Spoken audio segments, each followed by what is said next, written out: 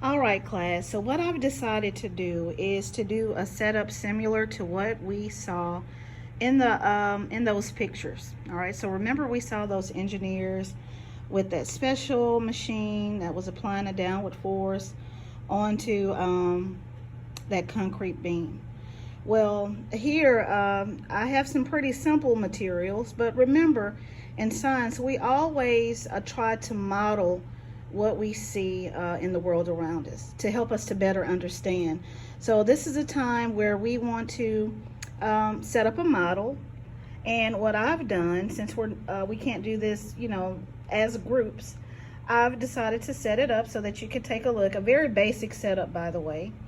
And if you notice here, I just have 4 textbooks. And if I zoom in a little bit closer, you can see that I have these wooden coffee stirrers. I'm making like a little bridge, so to speak, across these 2 sets of books. So these coffee stirrers are going to be like our concrete beam, okay? All right, so let's just take a look here a little bit closer. So 2 textbooks on this side, 2 textbooks on this side. Now, whenever scientists carry out an investigation, we have to keep some things constant, okay? So let me tell you, or show you rather, and tell you. Here's a word, constants, with an S. And when we talk about constants, class, these are things that we all agree that we will not alter or change during an experiment. So I have some constants here.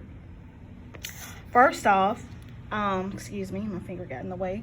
But I have these books set up, and I've made sure that when they're stacked on top of each other, we have about a height of 4.5 centimeters. All right, so it's 4.5 centimeters on this side.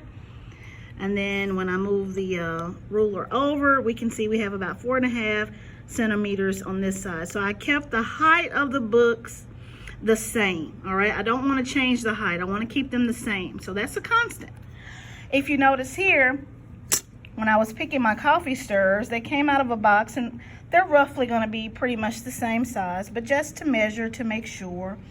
The coffee stirrers are roughly 14 centimeters in length. All right, so the length of the coffee stirrers, that's a constant.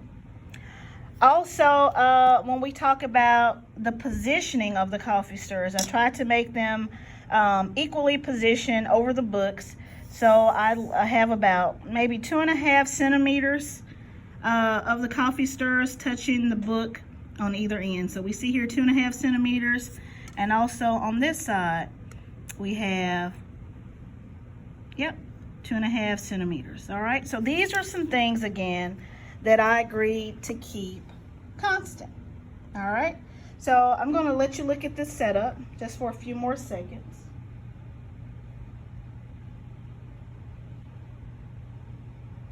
All right, now, because this is a model, of course we don't have the same materials that those engineers had in the pictures, right? And so we do have tools, though. Scientists do have tools that we can use that pretty much work the same, all right?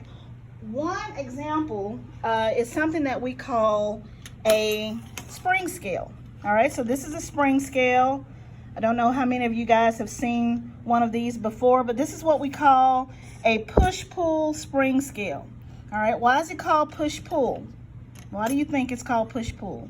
Well, first of all, it has a little hook, so you can, put something on it and it would pull down, all right, to give you a measurement. And then we also have this part that pushes. It's like a little plunger, all right? And so when I push it, you can see that it goes in, and it also gives a measurement. On the inside, you can see that there's a coil, all right? And so this particular spring scale, class, measures, let me turn it around so you can see it. It measures 10 in, All right, 10N. Now, if we're talking, before I describe or tell you about what this capital N stands for, whenever we're measuring pushes and pulls in science, of course, we call that a force, right? Forces are pushes and pulls. So this spring scale, this push-pull spring scale, measures pushes. So on that end, it measures pushes. And on this end, it measures pulls, right? And it can measure up to 10 newtons. Now that capital N stands for the word Newton. N-E-W-T-O-N is named after the famous scientist Sir Isaac Newton.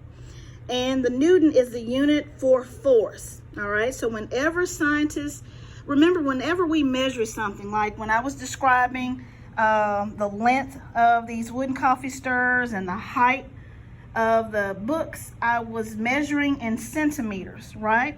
So whenever we take measurements in science, we always have a unit to go along with that measurement, okay? Now let me flip it over on the other side to show you that there is an additional measurement. So this push-pull spring scale can measure up to 1 kilogram, all right? 1 kilogram is equal to how many grams? How many grams do you think is in 1 kilogram?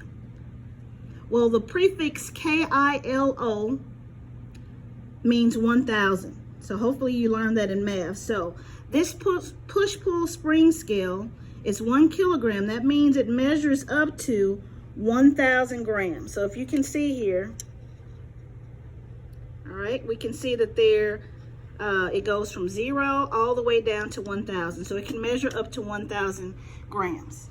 Now, where might you have seen something similar to this push-pull spring scale before?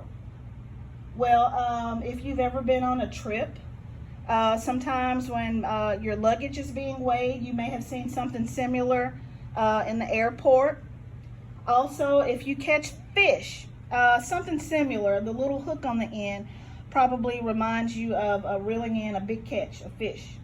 Also, produce at the market. All right, some of you guys probably thought about produce at the grocery store. You put it on a scale similar to this one. So what we're going to do is we're going to use this spring scale, class, to see if we can determine the amount of force that we can put on an object. All right, and so again, we're mimicking what we saw in that video. And so we are going to pretend that these wooden stirrers are, or we can relate it to that concrete beam that we saw in the pictures. Okay. All right. So let me just pause for a moment, or probably come back with the part 2. How about that? Because I'm going to have to try to use 2 hands to do a lot of things. It's just me by myself. So we'll come back with the part 2.